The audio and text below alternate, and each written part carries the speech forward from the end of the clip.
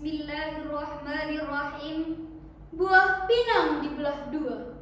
Pinang dibelah di dalam gua, sebesar apapun rintangannya. Syiar dakwah, tugas utama. Assalamualaikum warahmatullahi wabarakatuh. Alhamdulillahi rabbil alamin. Wabihi nasta'in ala umurid dunya waddin. Ashhadu an la ilaha illallah wa ashhadu anna Muhammadan abduhu wa rasuluh. Amma ba'd. Dewan Hakim yang arif dan bijaksana, hadirin yang selalu diberikan nikmat oleh Allah Subhanahu wa Ta'ala, sudahkah kita bersyukur hari ini? Bersyukur kepada Allah yang Maha Pengasih, tak pandang kasih, kepada Allah yang Maha Penyayang, tak pandang sayang. Antara presiden dan penjual Pepsodent, antara gubernur dan tukang cukur, antara camat dan penjual tomat, yang membedakan hanyalah iman dan takwa kepada Allah Subhanahu wa Ta'ala. Betul hadirin? Salawat serta salam kepada junjungan Nabi besar kita, Nabiullah Muhammad sallallahu alaihi wasallam. Seorang proklamasi yang tak berdasi, seorang pahlawan yang tak pernah makan bakwan, seorang manusia yang rela mengeluarkan keringatnya, darahnya, bahkan merelakan nyawa satu-satunya demi untuk menegakkan kalimat La ilaha illallah. Dewan Hakim yang arif dan bijaksana, hadirin yang dirahmati oleh Allah Subhanahu wa Ta'ala, pernahkah kita merasa terjebak dalam labirin informasi yang tak berujung di media sosial? Atau mungkin pernah merasa kesepian di tengah keramaian dunia maya? Apakah kita merasa waktu berlalu begitu cepat tanpa kita sadari saat berselancar di media sosial? Apa jadinya jika dunia maya yang kita nikmati saat ini justru menjadi penjara bagi pikiran dan jiwa kita? Waktu yang seharusnya bisa kita gunakan untuk hal-hal yang lebih produktif.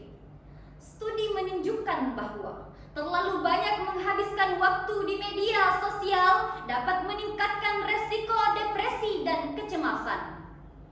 Di era digital seperti sekarang, tidak dapat lepas dari pengaruh media sosial. Tidak dapat dipungkiri, media sosial telah menjadi bagian yang tak terpisahkan dari kehidupan kita dan telah membuka banyak peluang bagi kita untuk berinteraksi, berbagi informasi, dan mengembangkan diri. Namun, di balik kemudahan dan manfaat yang ditawarkan, media sosial juga menyimpan potensi bahaya jika tidak digunakan dengan bijak. Islam mengajarkan kita untuk menjadi umat yang cerdas dan bijaksana dalam memanfaatkan segala nikmat yang diberikan oleh Allah Subhanahu wa Ta'ala, termasuk teknologi. Dalam konteks pemanfaatan media sosial, Islam memberikan panduan yang sangat jelas agar kita dapat menggunakannya untuk kebaikan dan menghindari segala bentuk keburukan. Imam Al-Ghazali pernah berkata, lisan adalah kunci surga dan neraka. Ungkapan ini sangat relevan dengan penggunaan media sosial di era modern. Atas dasar inilah tergugah hati kami untuk menyampaikan sebuah syarahan yang berjudul Islam mengajarkan tabayun di media sosial dengan bijak. Sebagai landasan utama yang tercantum dalam firman Allah, Quran Surah Al-Hujurat ayat 6. Mari kita dengarkan lantunan ayat berikut ini. أعوذ بالله من الشيطان الرجيم.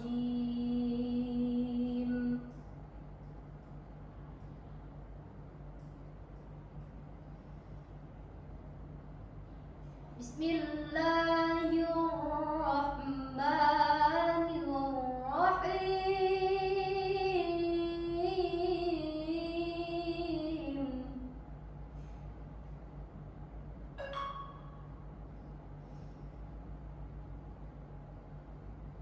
يا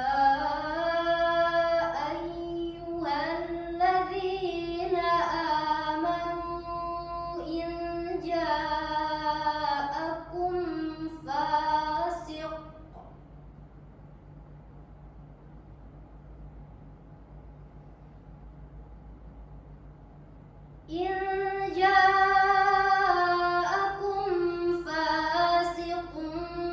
بنبأ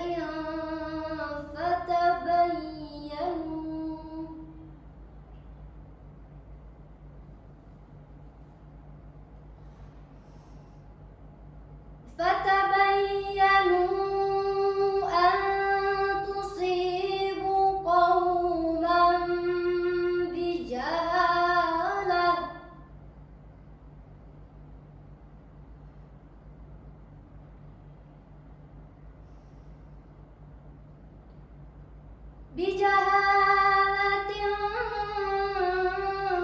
فتصبحوا على ما فعلتم نادمين.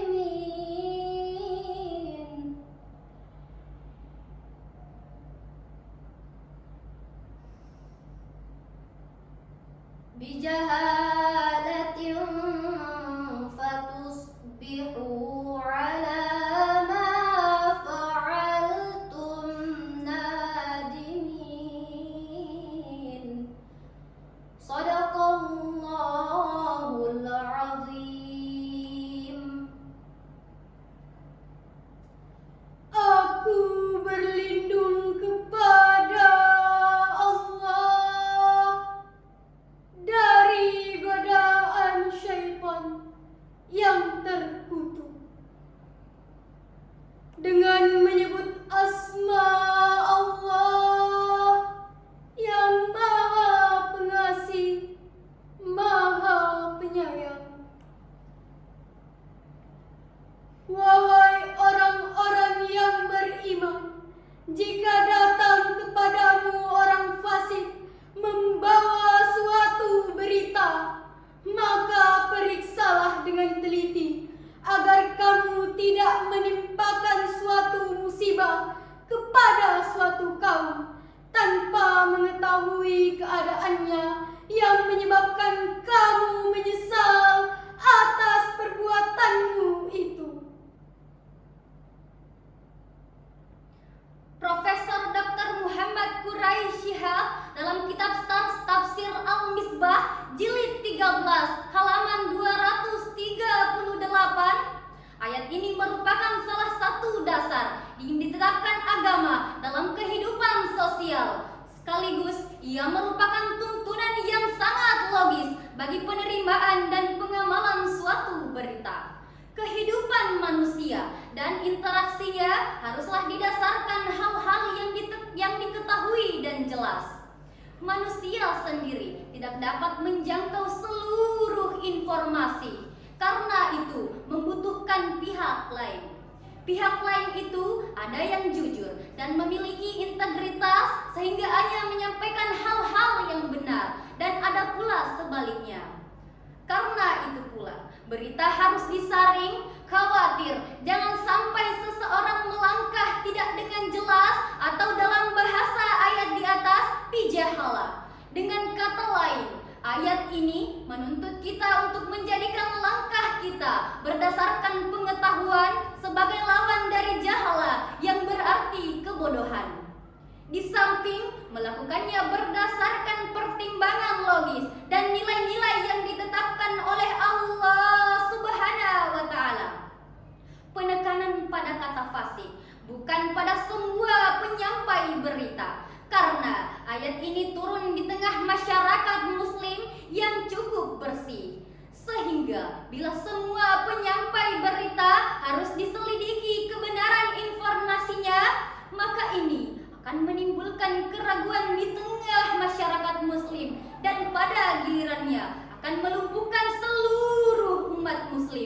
Namun demikian, perlu dicatat bahwa bila dalam suatu masyarakat sudah sulit dilacak sumber pertama dari satu berita, sehingga tidak diketahui apakah penyebarnya fasik atau bukan, atau bila dalam masyarakat telah sedemikian banyak orang-orang yang fasik, maka ketika itu berita apapun yang penting tidak boleh begitu saja diterima.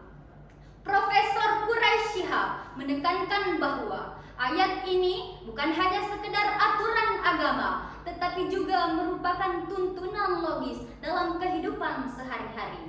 Beberapa poin penting yang dapat disimpulkan adalah: yang pertama, pentingnya verifikasi.